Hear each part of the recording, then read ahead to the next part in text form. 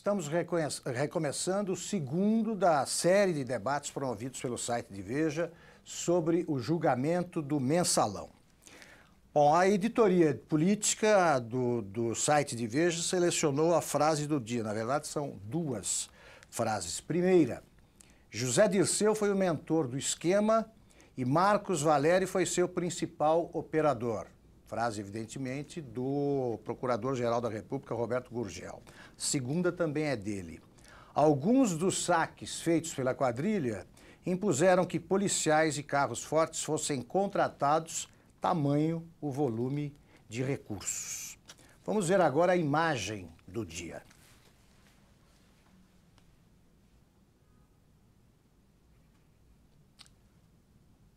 Aproveitando a imagem, eu queria chamar o repórter, nosso repórter em Brasília, Gabriel Castro. Gabriel? Oi, Augusto. Como é que está o clima aí no Supremo, no plenário, na plateia e fora do tribunal, Gabriel? Olha, Augusto, hoje, como houve apenas a leitura do relatório da acusação, não houve nenhum bate-boca como ontem, o clima foi um pouco mais tranquilo. E apesar da assertividade das palavras do Procurador-Geral da República, Roberto Gurgel, os advogados dos réus dizem que isso não muda a situação deles, já que todas as acusações eram conhecidas. Como a sessão de hoje foi bastante longa, os ministros frequentemente saíam e voltavam do plenário, inclusive o presidente, o ministro Carlos Aires Brito. Quem costuma ficar a maior parte do tempo fora do local das sessões é justamente o relator do caso do Mensalão, o ministro Joaquim Barbosa. Isso porque ele sofre de um problema crônico nas costas. O ministro Joaquim tem até uma cadeira ortopédica diferente das colegas e também costuma ficar muito tempo de pé em plenário. De qualquer forma, os ministros que deixam o local podem assistir às sessões pela TV do cafezinho, que fica logo ao lado. Os réus, como era de esperar, não apareceram e, com isso, os lugares reservados a eles ficaram vazios. Dessa forma, os assentos poderiam ser ocupados pelo público em geral, que também não aconteceu por simples falta de interessados. Resultado, das quase 300 cadeiras, dezenas ficaram vazias no plenário. E, à exceção de alguns poucos solitários manifestantes, como nós vimos aí na imagem, não mais do que 10 pessoas, também não houve protestos por aqui, viu, Augusto? Muito obrigado, Gabriel. Uma pergunta pelo Twitter da Francislane Molina. Quer saber quando é que vai terminar o julgamento? Até quando vão os debates? Quando serão pronunciados os votos? Como é que termina isso? O que eu sei que não há uma data fixa de término, que depende, por exemplo, o relator, a princípio, falaria durante 4 dias, o que dificilmente ocorrerá. Inclusive pelos problemas de saúde relatados até agora pelo Gabriel, foi o que mais se ausentou da sessão hoje. Então, provavelmente, ele vai falar uma manhã, vai fazer um resumo do voto e entregar aos senhores ministros o voto dele.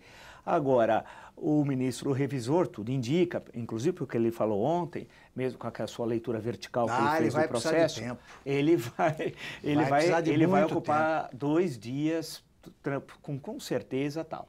E aí vai se estender, pode chegar por volta do dia 13 de setembro, aí vai ser a grande questão.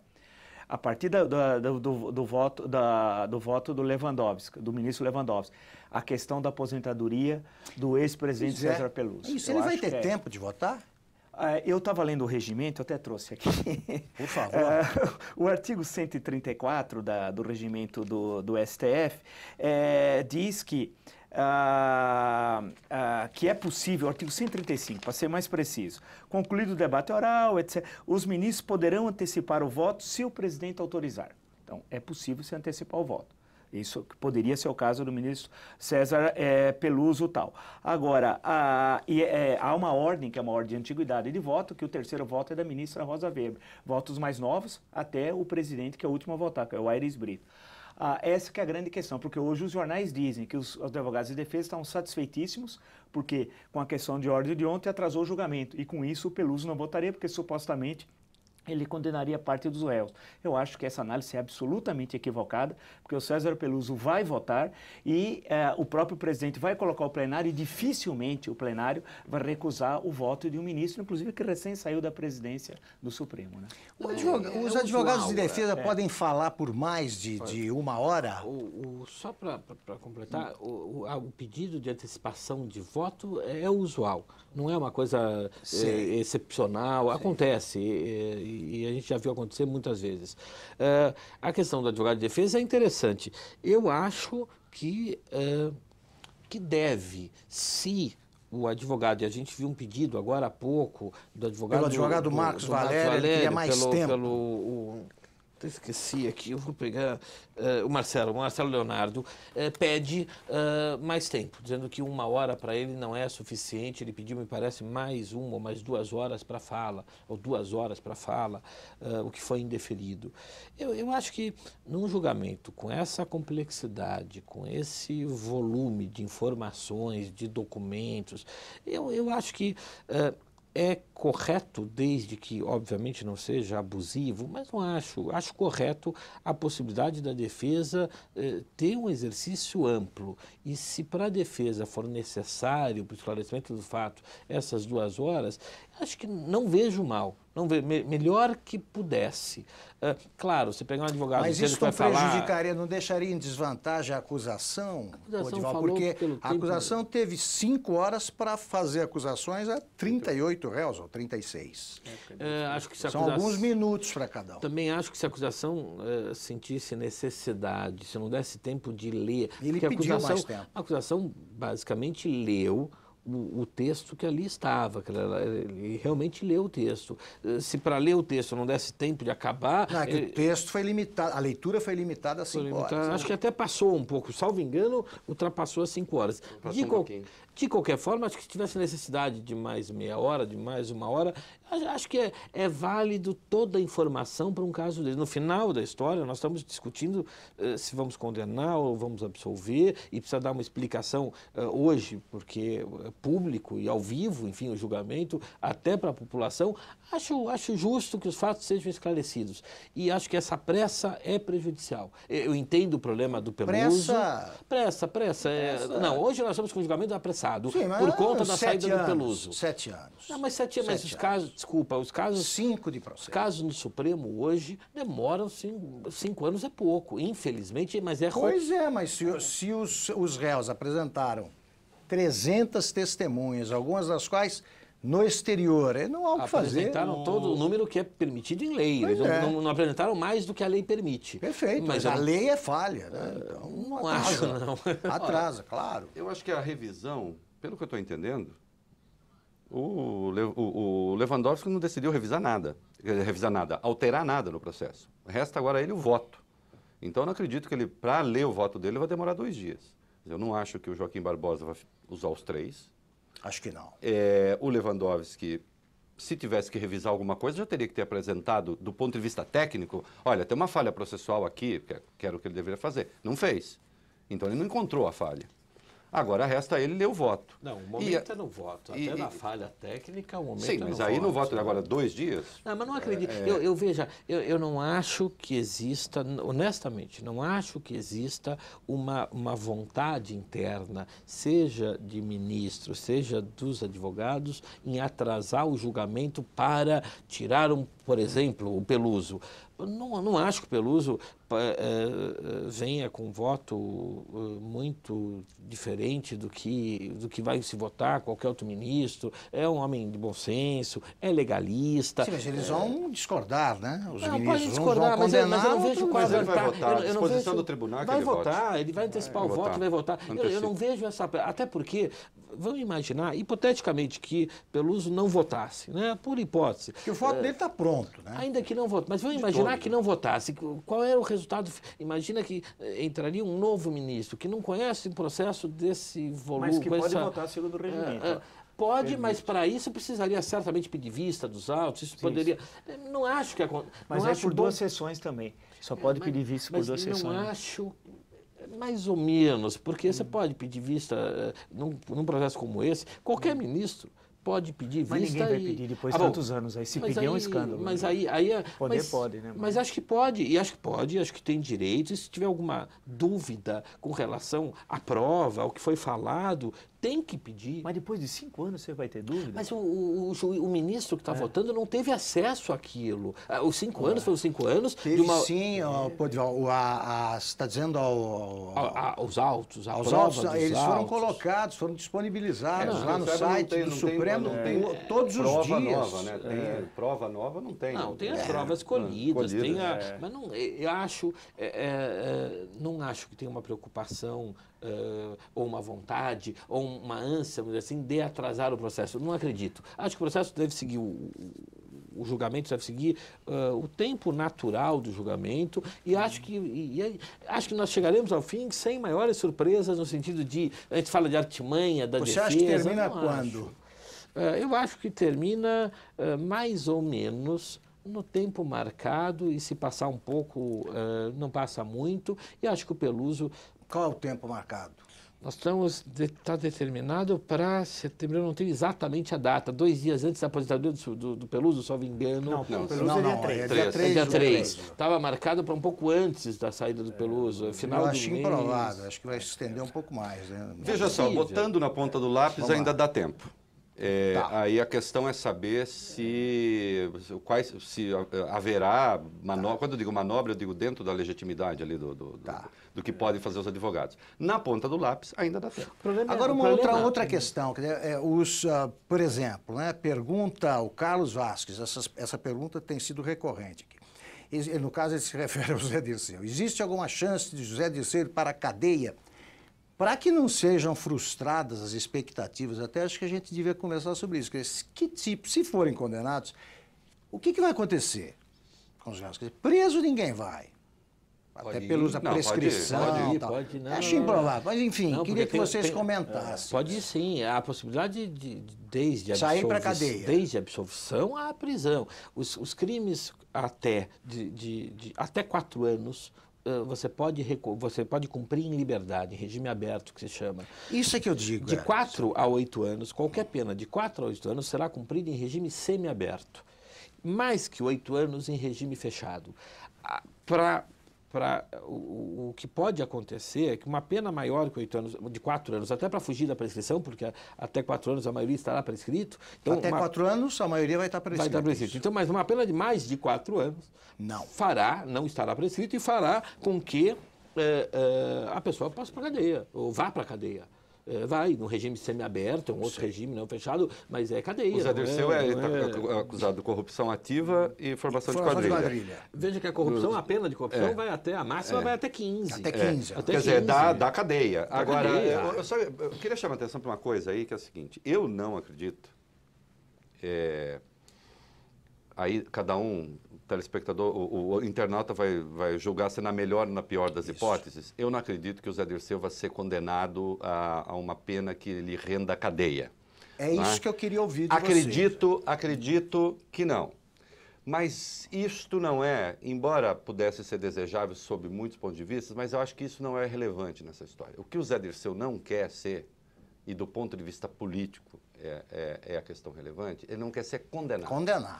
Ser condenado, ainda que há 2 meses, significa tirar dele a condição política e moral de ser o líder efetivo do PT, de ser o chefe efetivo do PT. Ele vai pode continuar a ser esse chefe das sombras.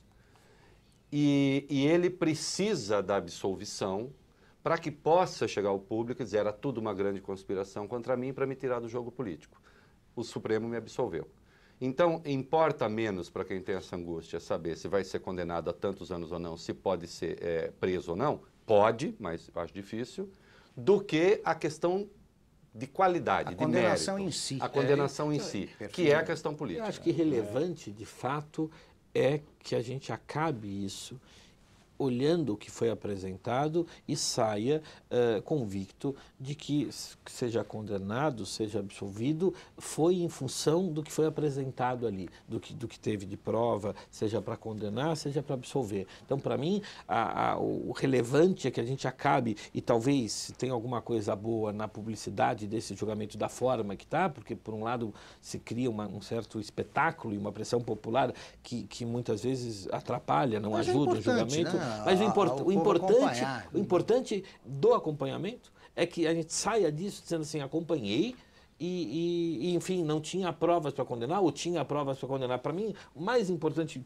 de tudo é que fique claro para a população que o Supremo, e é o que se espera do Supremo, é que julgue de acordo com as questões objetivas apresentadas, com a técnica, e acho que é o que vai acontecer. Acho que o debate vai ser uma grande aula jurídica e a gente espera que as questões sejam menos políticas e mais efetivamente técnicas. Sua expectativa, Vílio, o que você acha? Eu acho, eu não gosto do ritual desse julgamento, né? Porque, inclusive, eu acho que uma desproporção entre defesa e acusação. A defesa vai ter muito mais espaço que a acusação.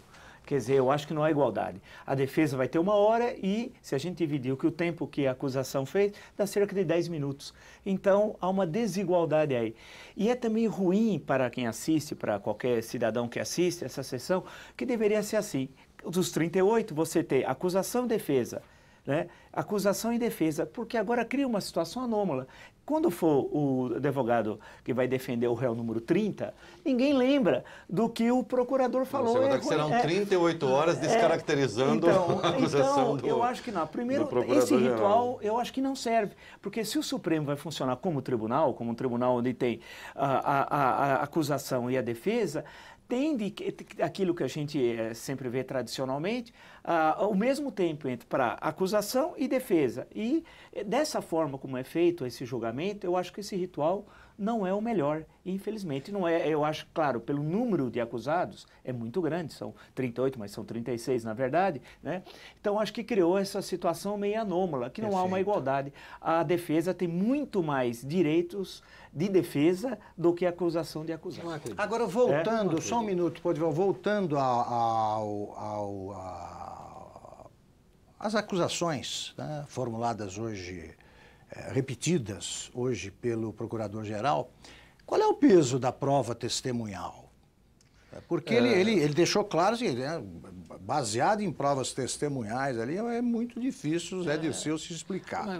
Qual é o peso? Você como advogado. É uma prova. Agora, tem que ver se essas provas... Porque aqui, como você tem muitas pessoas com interesses políticos, porque afinal de contas isso tudo acontece dentro de um escândalo político, com relações políticas não só...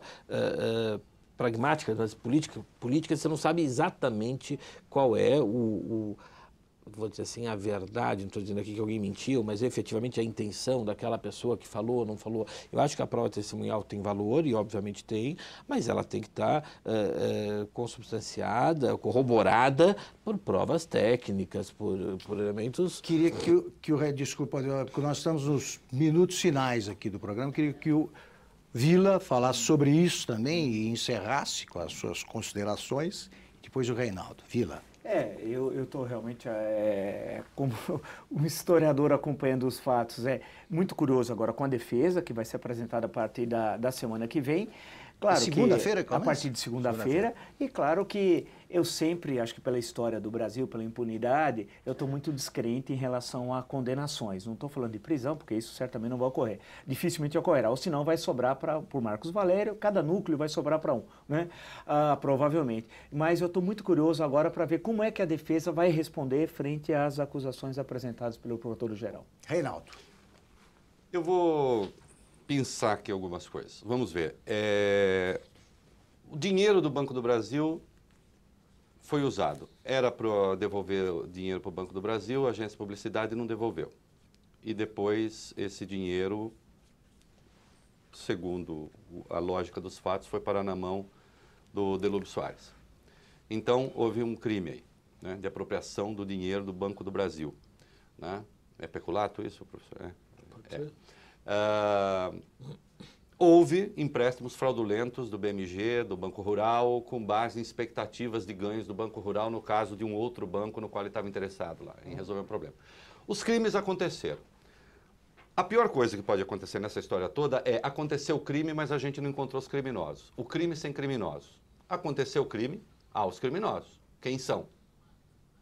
Perfeito. Fizeram o quê?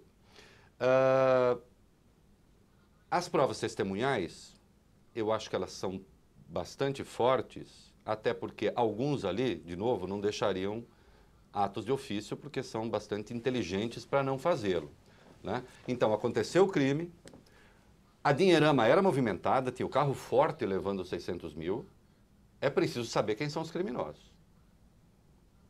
Quem são? Perfeito. Isso precisa ser apontado. Vamos ao resultado final da enquete, né? Se você acha que os réus serão condenados ou não? 53% acreditam que sim e 47% acreditam que não.